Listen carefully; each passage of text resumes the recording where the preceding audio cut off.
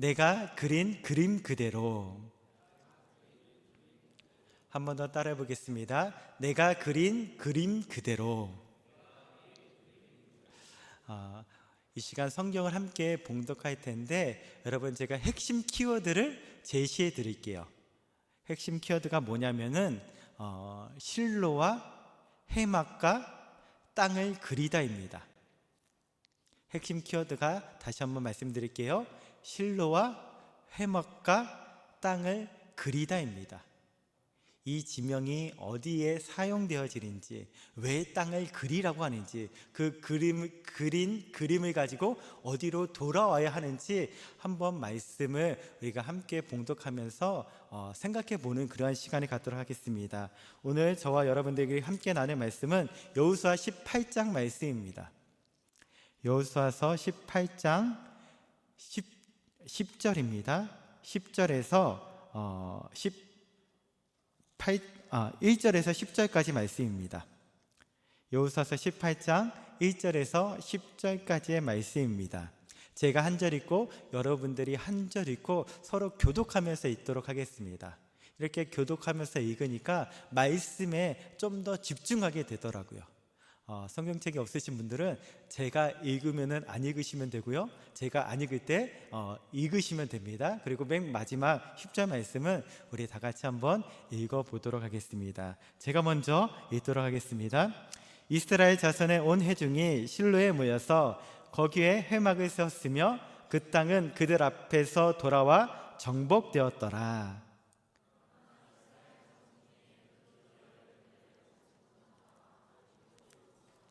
여호수아가 이스라엘 자손에게 이르되 너희가 너희 조상의 하나님 야훼께서 너희에게 주신 땅을 점령하러 가기를 어느 때까지 지체하겠느냐.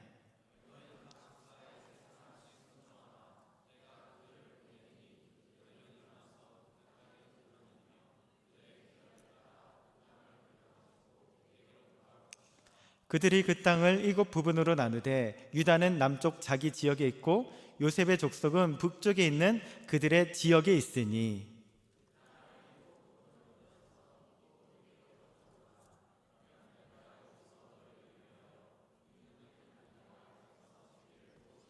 레위 사람은 너희 중에 분깃이 없나니 야훼의 제사장 직분이 그들의 기업이 됨이며 각각 루벤과 므낫세 반 지파는 요단 저편 동쪽에서 이미 기업을 받았나니 이는 야훼의 종 모세가 그들에게 준 것이니라 하더라.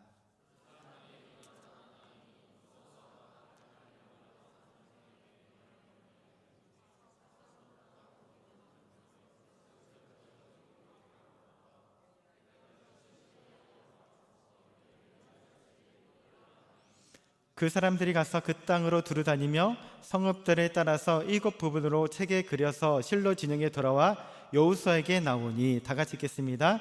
여호수아가 그들을 위하여 실로의 야훼 앞에서 제비를 뽑고 그가 거기서 이스라엘 자손의 분파대로 그 땅을 분배하였더라.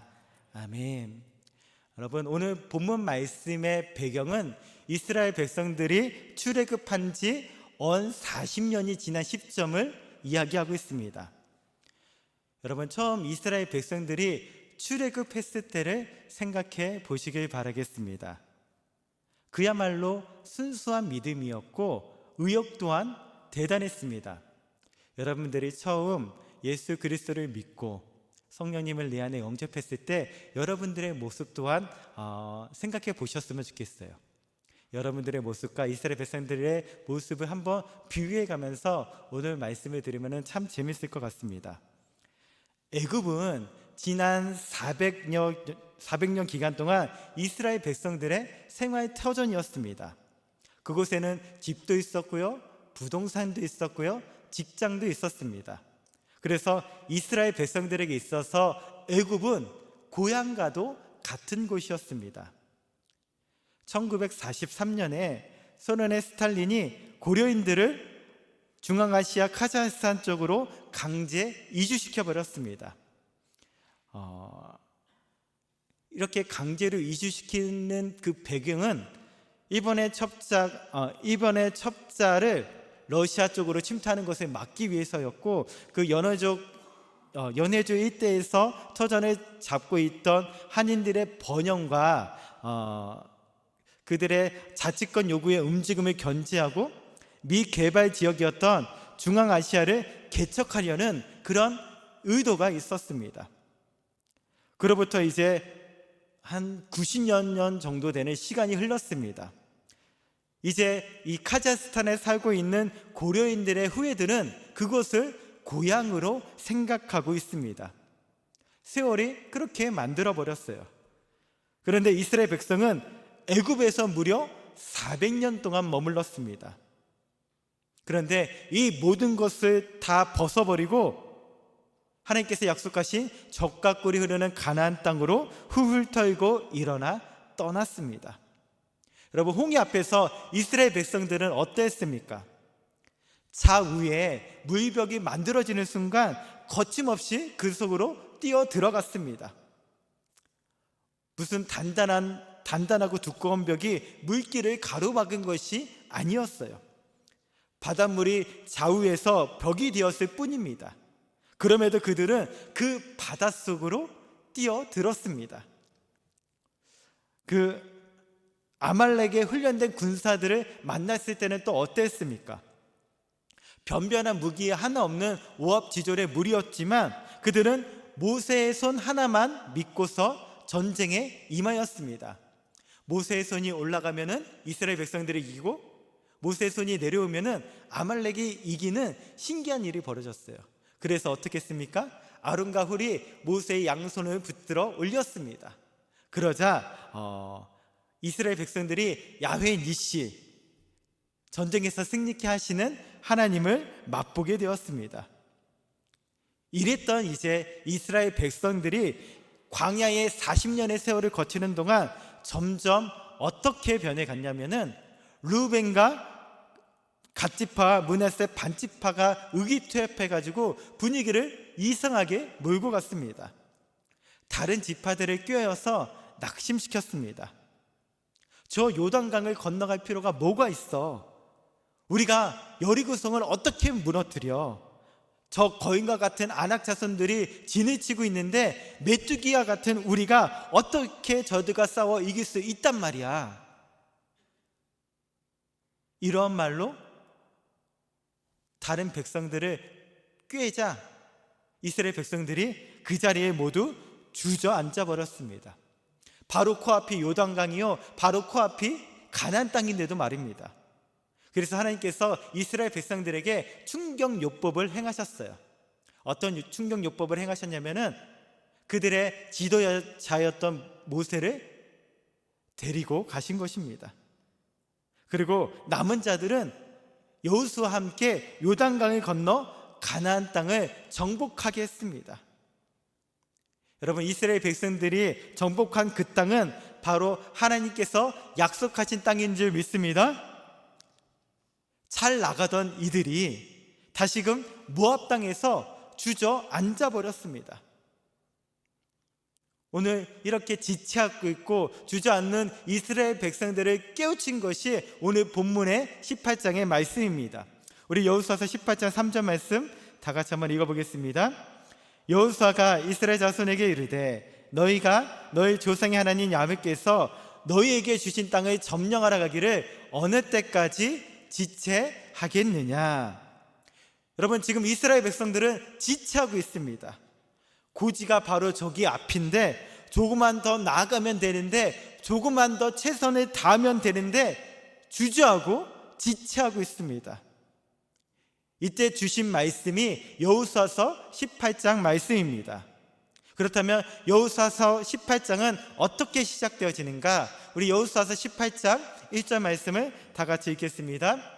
이스라엘 자손의 온 회중이 실로에 모여서 거기 회막을 세웠으며 그 땅은 그들 앞에서 돌아와 정복되었더라.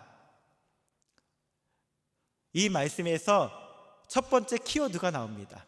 바로 이 실로라고 하는 지명이에요. 이스라엘 백성들이 가나안 땅에 들어오자마자 중요하게 생각한 곳이 어디였냐면은 요단강과 여리고성 사이에 위치해 있던 길갈이었습니다.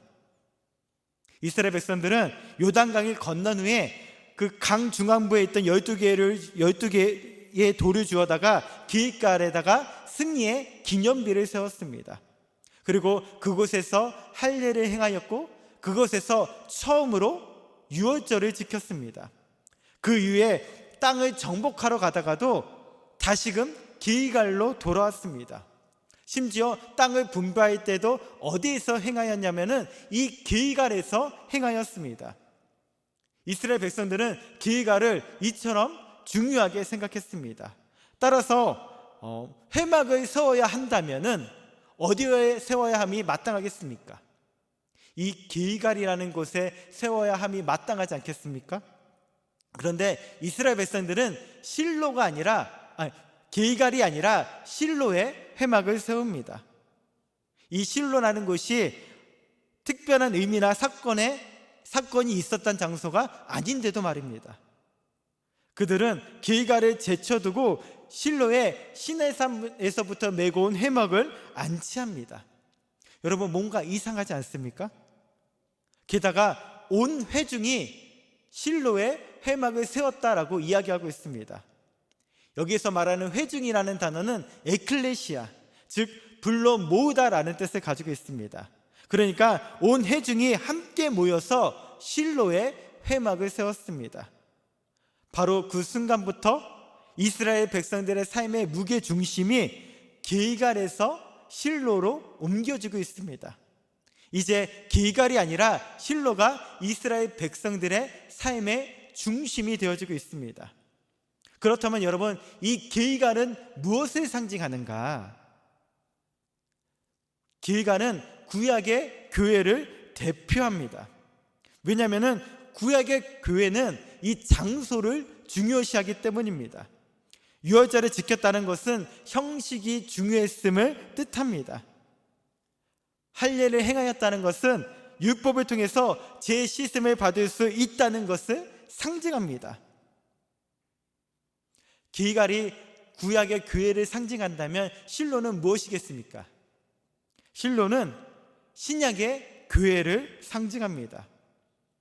우리는 신약의 교회가 오순절 성령 강림 때부터 태동되었다라고 생각하지만 그 뿌리를 찾아 올라가다 보면은 여호수아서 18장을 만날 수가 있게 되는 것입니다. 왜냐하면 이제는 장수가 아니라 회중이라고 하는 사람이 강조되어지고 있기 때문입니다. 실로에서 유월절을 지켰다거나 할례를 행한 흔적은 없습니다. 실로에는 오직 말씀만이 강조되어지고 있습니다. 말씀을 통해서 믿음이 무엇인지를 알려주는 중요한 현장이 바로 실로입니다. 그러므로 길갈이 장소와 형식과 율법을 강조하는 구약의 교회를 대표한다면 실로는 회중, 말씀, 믿음을 통해서 구원받은 신약의 교회를 대표한다고 할 수 있습니다. 특별히 여호수아 18장의 이 사건은 믿음이 어떻게 주어졌는지, 그리고 그 믿음이 어떻게 발전하는지, 하나님께서 진정 기뻐하시는 믿음이 어떤 것인지를 우리에게 알려주고 있습니다. 그래서 오늘 말씀의 주제는 무엇이냐면은 믿음이 어떻게 우리들에게 주어졌는지, 그리고 그 믿음이 어떻게 발전해야 하는지, 그리고 하나님께서 진정으로 기뻐하시는 믿음이 무엇인지를 오늘 이 시간 우리가 함께 나누고자 합니다. 그렇다면 첫 번째, 믿음이 우리들에게 어떻게 주어지는가? 이스라엘 회중이 실내에 모여서 제일 먼저 하는 것이 무엇이냐면은 말씀을 듣습니다. 여러분, 이처럼 믿음의 출발점은 바로 말씀임을 믿습니다. 왜냐하면 믿음은 말씀을 들음으로써 주어지기 때문입니다. 로마서 10장 17절 말씀, 우리 이 시간 다 같이 한번 읽겠습니다. 그러므로 믿음은 들음에서 나며 들음은 그리스도의 말씀으로 말미암았느니라. 그런데 이 말씀은 어떤 말씀인가? 여호수아는 지금 이스라엘 백성들을 꾸짖고 있습니다. 그들을 깨우치고 있습니다. 그들에게 각성을 촉구합니다. 우리 히브리서 5장 말씀을 읽을 텐데 이 말씀에는 두 사람이 등장합니다. 어떤 사람이 등장하는지 말씀을 보면서 우리 한번 살펴보도록 하겠습니다. 히브리서 5장 12절에서 14절 말씀 다 같이 읽겠습니다. 너희가 다시 하나님의 말씀의 초보에 대하여 누구에게 가르침을 받아야 할 처지니 단단한 음식은 못 먹고 젖이나 먹어야 할 자가 되었도다.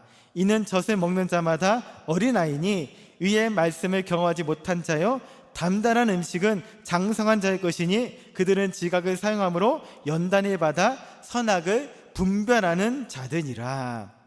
두 사람이 등장하는데 한 사람은 어떤 사람이에요? 어린아이와 같이 젖을 먹는 말씀을 경험하지 못한 자가 있고 단단한 음식을 먹는 장성한 성인이 있습니다. 그렇다면 성경 말씀은 어떤 역할을 하는가? 우리 디모데후서 3장 16절에서 17절 말씀 읽겠습니다.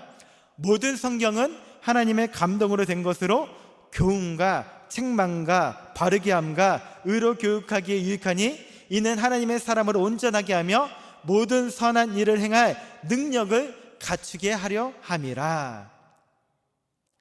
그래서 지금 이스라엘 백성들이 듣고 있는 말씀은 저들을 깨우치는 하나님의 사람을 온전하게 하며 모든 선한 일을 행할 수 있는 능력을 갖추게 하는 말씀임을 믿습니다. 지난 2002년에 칭찬은 고래를 춤추게 한다라는 책이 온 서정가를 휩쓰면서 칭찬이 모든 문제를 해결하는 것처럼 여겨졌습니다. 그런데 최근 연구 결과에 의하면 지나친 칭찬은 오히려 독이 된다고 합니다. 사람은 고래와 다르기 때문입니다. 오히려 지나치게 칭찬을 받으면 자기애가 큰 이기주의자나 나르시스트가 된다고 합니다. 미국 오하이오주 주립대학교 팀은 너는 특별해, 과도한 너는 특별해 라는 칭찬이 그 사람의 자존감을 키워주기는커녕 오히려 자아도취에 빠져서 엇나가게 한다고 경고하고 있습니다. 칭찬의 역풍인 거죠. 지금 여호수아를 통해서 이스라엘 백성들의 각성을 촉구하고 이스라엘 백성들을 깨우치는 말씀이 선포되어지고 있습니다. 그러한 말씀이 선포되어졌을 때 이스라엘 백성들의 반응은 어떠한지 우리 여호수아서 18장 8절 말씀 읽어보도록 하겠습니다. 그 사람들이 일어나 떠나니 그 땅에 그리러 가는 사람들에게 명령하여 이르되 가서 그 땅으로 두루 다니며 그것을 그려가지고 내게로 돌아오라. 내가 여기 실로의 야외 앞에서 너희를 위하여 제비를 뽑으리라 하니. 이스라엘 백성들이 어떻게 반응했다고요? 그 말씀을 듣는 즉시 일어나 순종하는 자리로 나아갑니다. 여러분, 이것이 믿음의 두 번째 단계임을 믿습니다. 지금까지 주체하고 주저하던 자리에서 일어나 하나님께서 말씀하신 대로 가감하게 나아가는 것입니다. 주의 말씀에 의지하여서 나아갑니다. 그렇다면 저들이 나아가서 무엇을 하는가? 그것은 그림을 그리는 거예요.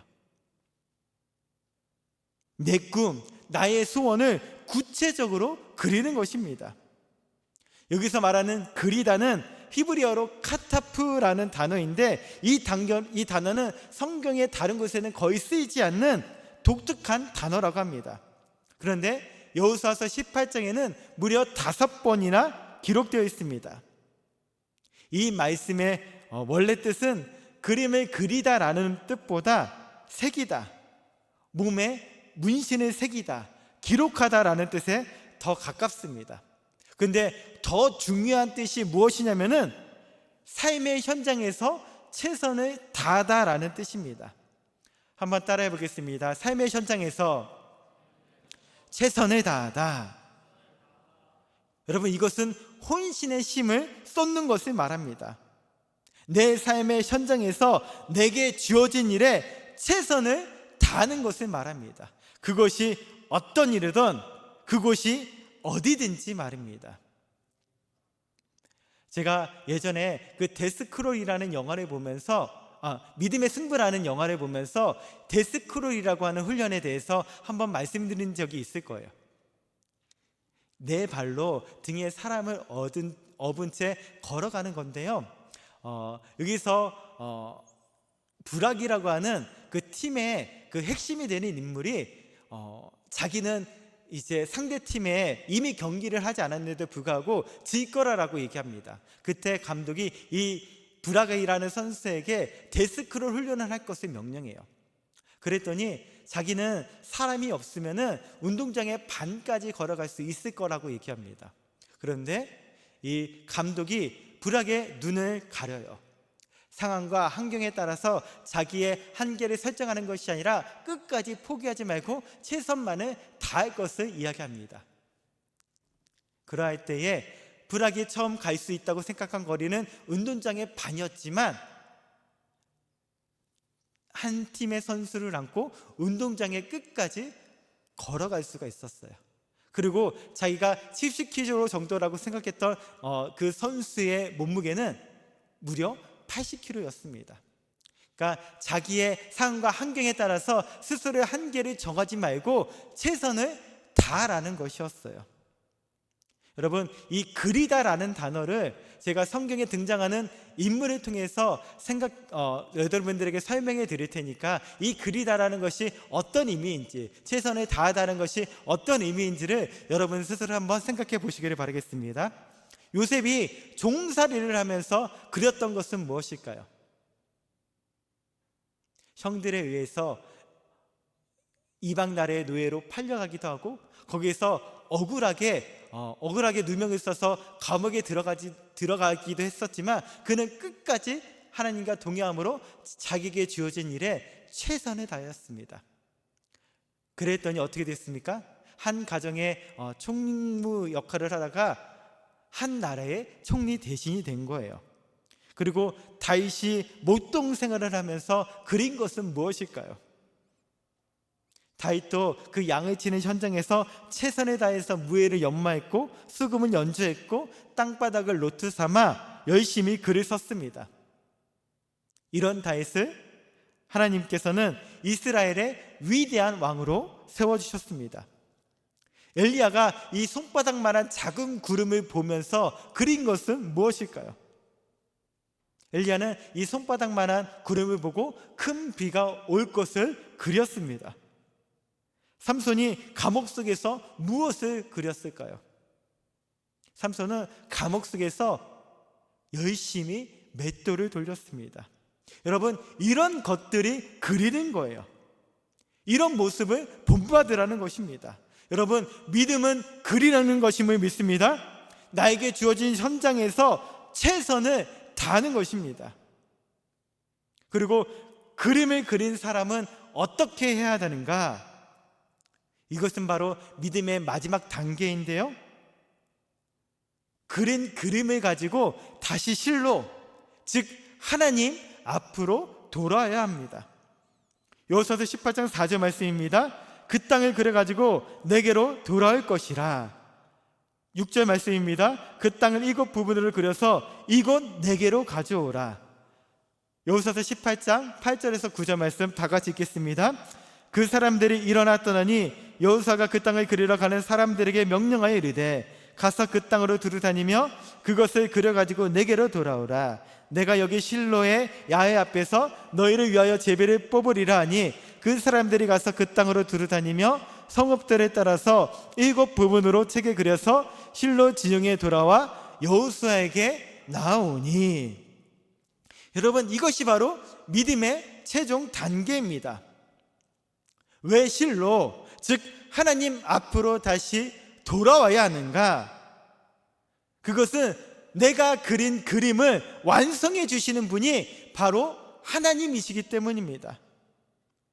내가 아무리 노력해도 하나님께서 은혜 베풀어 주지 않으신다면 우리의 수고와 노력은 모두가 다 허사로 돌아가게 됩니다. 여러분, 오늘 우리가 이 자리에 우연히 앉아 있는 것 같지만, 나의 힘과 스스로의 힘으로 이 자리에 나온 것 같지만 아니에요. 하나님께서 내 삶 가운데 은혜 베풀어 주셨기 때문에, 건강을 허락하여 주셨기 때문에 오늘 우리가 이 자리에 모여서 함께 예배 드릴 수 있음을 믿습니다.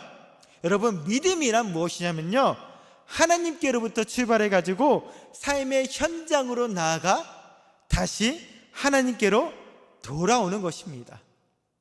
다시 한번 말씀드릴게요. 믿음이란 무엇이냐면요, 하나님으로부터 출발해 가지고 삶의 현장으로 나아가 다시 하나님께 돌아오는 것입니다. 이런 자들에게 하나님은 그들이 그린 그림 그대로 땅을 기업으로 허락해 주실 줄 믿습니다. 우리 사랑하는 여러분들은 지금 어디에 계십니까? 믿음의 어느 단계에 머물러 계십니까? 말씀을 받고 있으십니까? 말씀을 받고 있는데 어린아이와 같이 형통의 말씀만, 축복의 말씀만 좋아하고 있지는 않으십니까? 말씀을 받고 있는데 여러분, 단단한 음식도 소화하고 계십니까? 말씀을 받고 쓰러진 자리, 일어나야 할 장소, 떠나야 할 장소에서 일어나고 계십니까? 그리고 삶의 현장으로 나아가고 계십니까? 그 삶의 현장에서 꿈꾸고 계십니까? 그림을 그리고 계십니까? 그림을 그리고 있다면 구체적으로 그리고 계십니까? 아니면은 스스로의 한계에 부딪혀서, 나의 상황과 환경에 부딪혀서 그림 그리기를 주저하고 있거나 포기하고 있지는 않으십니까? 여러분, 그리고 우리들이 꿈과 계획을 그렸다면 그 일을 이루시는 분이 하나님이심을 인정하고 그 눈앞에 나와 엎드려 기도하고 계십니까? 여러분, 이스라엘 백성들의 문제는 결국에 믿음의 문제였어요. 그들의 믿음이 하나님이 원하시는 기준에 도달하지 못하였던 것입니다. 그래서 그들은 회개했습니다. 그들은 회개했고요, 말씀에 순종하여 일어나 삶의 현장으로 나아가 그림을 그렸습니다. 그리고 그들이 그림을 가지고 주님 앞에 나왔습니다. 그럴 때 주님께서는 그들의 삶 가운데 그들이 그린 그대로 땅을 기업으로 허락하여 주셨습니다. 여러분들은 지금 어디에 주저앉아 계십니까? 무엇이 여러분들을 주저앉히고 있습니까? 그것이 나이입니까? 그것이 건강이십니까? 그것이 학력이고 체력이십니까? 여러분, 말씀의 결론을 맺도록 하겠습니다. 오늘 말씀을 받고 그 말씀에 순종하여 자리를 박차고 일어나 하나님께서 보여주신 땅을 바라보시길 바라겠습니다. 밟으라고 하신 그 땅들을 밟게 되기를 주님의 이름으로 축원드립니다. 그래서 삶의 현장에서 최선을 다하시길 바라겠습니다. 구체적으로 그림을 그려나가시길 바라겠습니다. 그리고 여러분들이 그린 그림을 가지고 주님 앞에 나와 엎드려 기도하시길 바라겠습니다. 그런 자들에게 땅을 차지하게 되어지는 놀라운 은혜를 하나님께서 허락해 주실 것입니다.